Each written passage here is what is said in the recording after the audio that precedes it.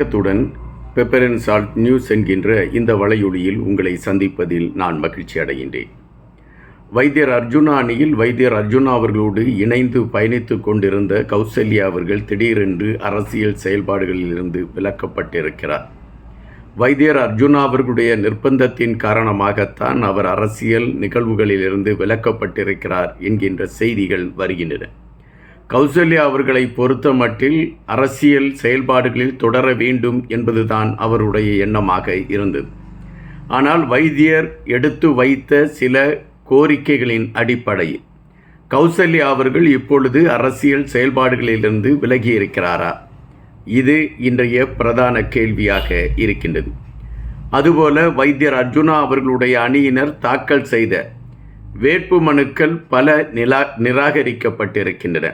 எதனால் இவைகள் நிராகரிக்கப்பட்டன? இதன் பின்னணியில் ஏதாவது துரோகங்கள் இருக்கின்றதா? ஒரு கட்சியை கட்டமைக்க வேண்டும் என்பதின் அடிப்படையில் வேகமாக வைத்தியர் எடுத்த சில நகர்வுகளின் அடிப்படையில்தான் இந்த வேட்புமனு தாக்கல்கள், அதாவது நிராகரிக்கப்படக்கூடிய களங்கள் அமைந்ததா? இப்படி பல கேள்விகள் இப்பொழுது எழும்பிக் கொண்டிருக்கின்றன. இந்த கேள்விகளுக்கான விடையும் இந்த கேள்விகளை மையப்படுத்திய தகவல்களை அறிந்து கொள்கின்ற பொழுதும் பல உண்மைகள் நமக்கு தெரிவதற்கான ஒரு வாய்ப்பாக இருக்கின்றது. வைத்தியர் அர்ஜுனா அவர்களுக்கு ஒரு பெரிய கனவு இருந்தது.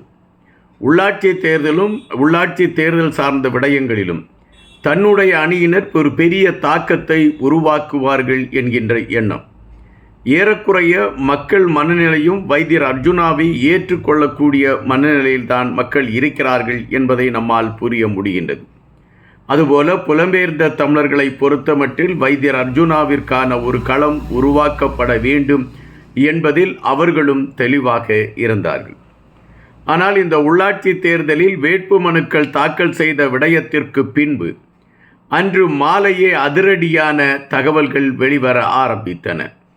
வைத்தியர் அர்ஜுனா அவர்களுடைய அணியின் சார்பில் போட்டியிடுவதாக வேட்புமனு தாக்கல் செய்யப்பட்ட பலருடைய வேட்புமனுக்கள் நிராகரிக்கப்பட்டன. அந்த நிராகரிக்கப்பட்டதின் பின்னணியில் இருக்கக்கூடிய விடயங்கள் என்ன என்கின்ற கேள்விகள் எழும்பின.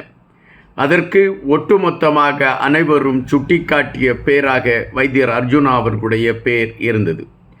அனைவருடைய வேட்புமனுக்களும் நிராகரிக்கப்படுவதற்கான அல்லது பெரும்பாலானவர்களுடைய வேட்புமனுக்கள் நிராகரிக்கப்படுவதற்கான களம் எப்படி அமைந்தது?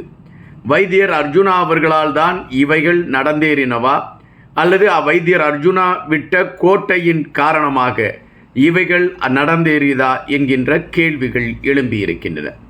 இந்த கேள்விகளுக்கான விடையை மிக தெளிவாக அல்லது அது சார்ந்த விடயங்களில் இருக்கக்கூடிய உண்மைத்தன்மைகளை மிக ஆணித்தரமாக எடுத்து வைப்பதற்கான களமாக இந்த காணொளியை நான் எடுத்திருக்கின்றேன். எங்களுடைய இந்த காணொளியை முழுவதும் பாருங்கள். அதுபோல எங்களுடைய வலையொலியை பகிர்ந்தளிக்காத நண்பர்கள் பகிர்ந்தளியுங்கள். கண்டிப்பாக நாங்கள் வெளியிடக்கூடிய காணொளிகளில் ஒவ்வொரு நாளிலும் நடக்கக்கூடிய அரசியல் சார்ந்த விடயங்கள் அலசப்படும். அதிலே பல உண்மைகள் பேசப்படும். வைத்தியர் அர்ஜுனா, கௌசல்யா இவர்கள் இருவருடைய செயல்பாட்டு தன்மையும் ஒரே குறிக்கோளோடு பயணித்தது என்பதை வைத்தியர் பல இடங்களில் சுட்டிக்காட்டியிருக்கின்றார். மக்கள் படுகின்ற வேதனைகளையும் மக்கள் படுகின்ற இன்னல்களையும் புறம் தள்ளக்கூடிய வகையில் ஒரு மாற்றத்தை கொண்டு வர வேண்டும் என்கின்ற நிலைப்பாட்டில் கட்டி அமைக்கப்பட்டது இவர்களுடைய நட்பு பாலம். வைத்தியர் அர்ஜுனா அவர்களையும் சகோதரி கௌசல்யா அவர்களையும் மையப்படுத்தி பல விமர்சனங்கள் எழும்பின. அந்த விமர்சனங்களுக்கு பதில் கொடுக்க வேண்டும் என்கின்ற வேகம் வைத்தியரிடம் இருந்தால் கூட விமர்சனங்கள் தொடர்ச்சியாக கடுமையாகவே வந்து கொண்டிருந்தன. அது என்ன விமர்சனம், எது சார்ந்த விமர்சனம் என்கின்ற கருத்துக்குள் நான் செல்ல விரும்பவில்லை. ஒரு பெண் சார்ந்த விடயத்தில் ஒரு தவறான கருத்தை பதிவிடுவதில் எனக்கு விருப்பமும் இல்லை. எனவே அது என்ன விமர்சனம் என்கின்ற விடயம் உங்களுக்கு தெரிந்திருக்கும். ஆயினும் வைத்தியர் அர்ஜுனா தன்னுடைய செயல்பாட்டுகளுக்கு அல்லது தான் எடுக்கக்கூடிய அரசியல் நகர்வுகளுக்கு துணையாக கௌசல்யா இருப்பார் என்கின்ற எண்ணம் அவரிடம் மிக அழுத்தமாகவே இருந்தது. தன்னை எப்படி நம்புகிறாரோ அதுபோல கௌசல்யா அவரை அவர் நம்ப ஆரம்பித்தார். அதன் செயல்பாடுகள் ஒவ்வொரு நகர்வுகளிலுமே தெரிய ஆரம்பித்தது. இந்த சூழலில்தான் வேட்புமனு தாக்கல், அதாவது உள்ளூராட்சியில் நடைபெறுகின்ற இந்த தேர்தலில் வேட்புமனு தாக்கல் செய்வதற்கான களங்கள் எடுக்கப்பட்டன. இந்த வேட்புமனு தாக்கல் விடயத்தில்தான் பல அதிரடி மாற்றங்கள் ஏற்பட்டு இருக்கிறது என்பதைத்தான் நாம் இங்கு புரிய வேண்டியதாக இருக்கின்றது. இந்த வேட்புமனு தாக்கல் என்ன கோணத்தில் நடைபெற்றது என்றால், அரசாங்கத்தால் கொடுக்கப்பட்டிருந்த அந்த பத்திரத்தில் அல்லது அந்த விண்ணப்ப படிவத்தில் அவர்கள் ஒரு குறிப்பிட்ட இடத்தில் 2 விடயங்களை குறித்து குறிப்பிட்டிருந்தார்கள். ஒன்று, அந்த குறிப்பிட்ட அவர்கள் இந்த இடத்தில்தான் இருக்கிறார்கள் என்பதை மையப்படுத்திய உறுதி செய்யக்கூடிய ஒரு அடையாளம். அதுபோல அபிலிட்டி சர்டிஃபிகேட் என்று குறிப்பார்கள், அத்தாட்சி ஒரு கடிதம். இந்த 2இல் ஏதாவது ஒன்று இருக்க வேண்டும் என்பதுதான் அரசாங்கத்தில் இருந்து கொடுக்கப்பட்ட அந்த விண்ணப்ப படிவத்தில் சொல்லப்பட்டிருந்த செய்தி. எனவே வைத்தியர் அர்ஜுனா அவர்களுடைய அணியில் போட்டியிடுவதற்காக வேட்புமனு தாக்கல் செய்ய முனைந்த பலர் அவர்கள் நாம் ஒரு சரியான ஆதாரத்தை தானே வைத்திருக்கிறோம் என்கின்ற கோணத்தில் அவர்கள் அந்த அத்தாட்சி பத்திரத்தை கொடுப்பதற்கு அவர்கள் தவறிவிட்டார்கள்.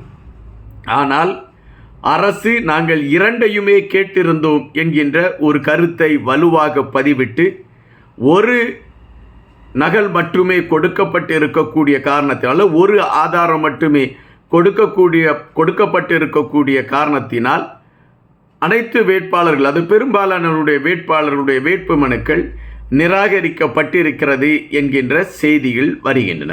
இதைத்தான் வைத்தியர் அர்ஜுனா அவர்களும் குறிப்பிட்டிருக்கின்றார். உடனடியாக உங்கள் மனதிலே ஒரு எண்ணம் எழும்பலாம், எப்படி அனைத்து கட்சிகளும் இந்த விடயத்தில் ஒரு சிக்கலை மாட்டுகின்ற பொழுது ஆண்டு கொண்டிருக்கக்கூடிய அனுராக் கட்சியும் தமிழரசு கட்சியும் இந்த சிக்கல்களில் எப்படி மாட்டாமல் தப்பித்தது என்கின்ற கேள்வி உங்கள் மனதிற்குள் எழும்பலாம்.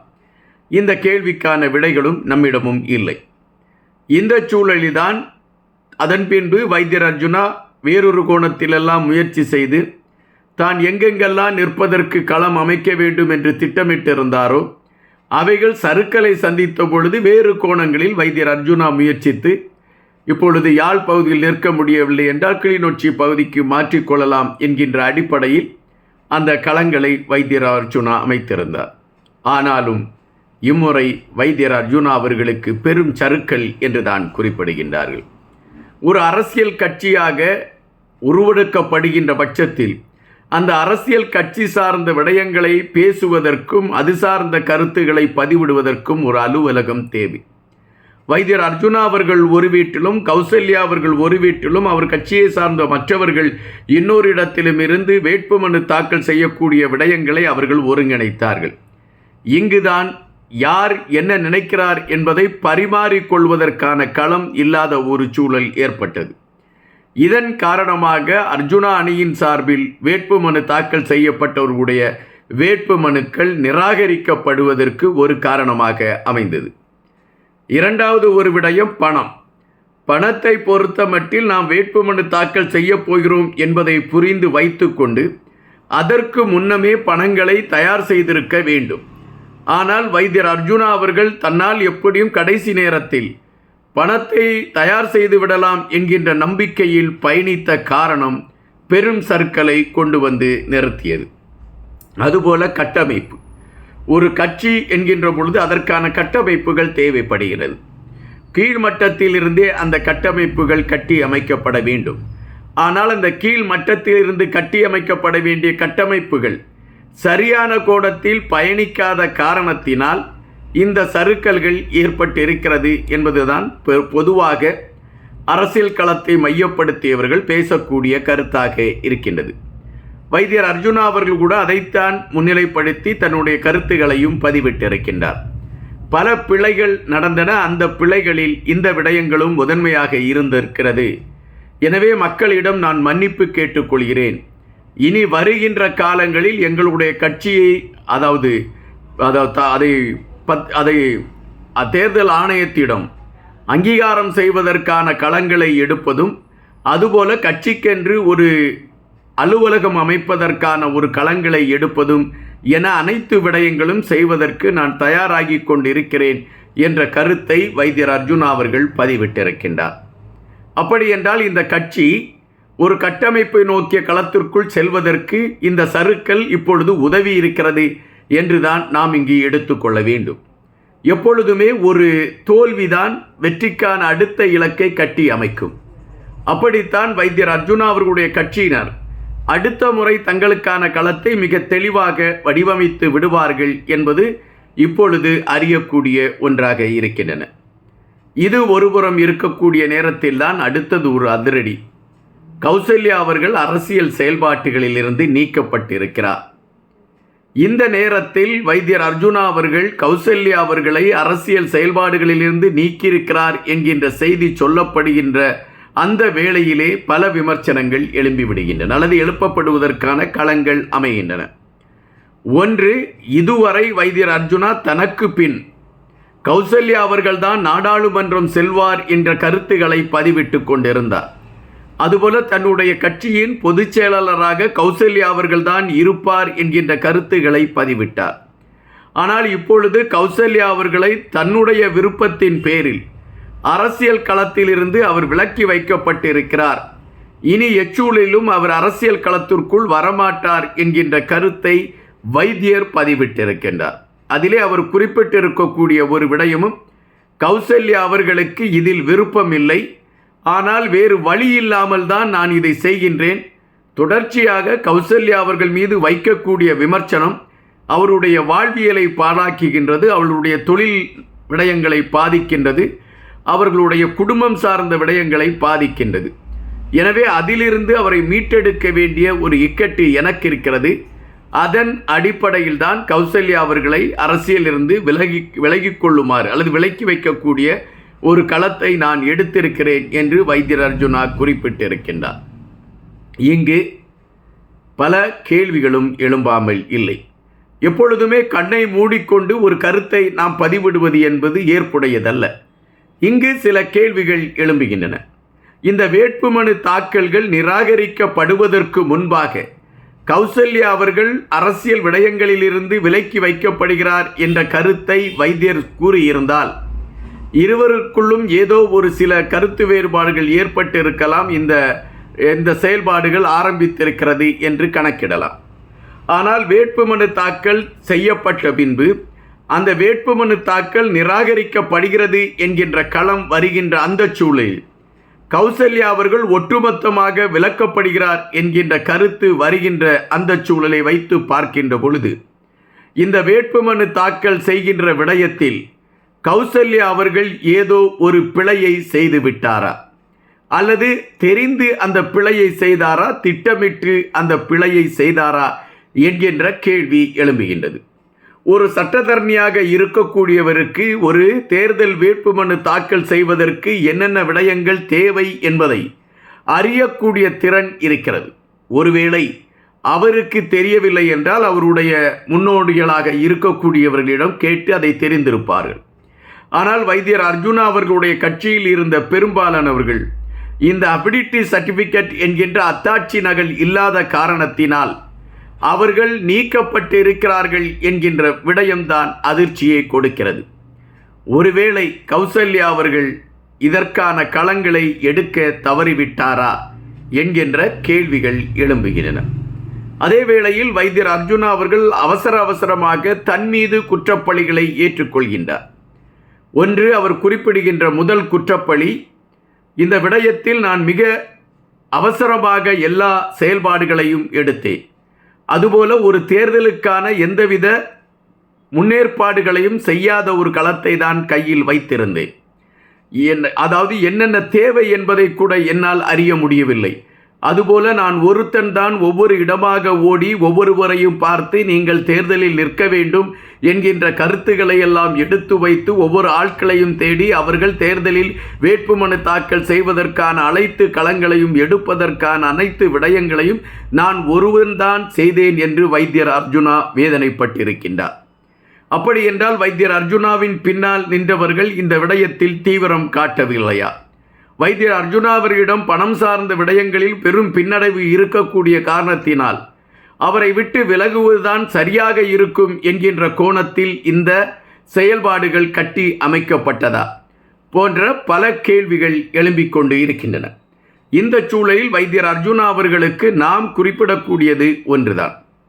எப்பொழுதுமே ஒரு அரசியல் சார்ந்த களத்துக்குள் நாம் இறங்குகின்ற பொழுது முதலிலே வெற்றியை ருசித்து விடுவோம் என்கின்ற களத்தை நாம் மனதில் கொள்ளக்கூடாது.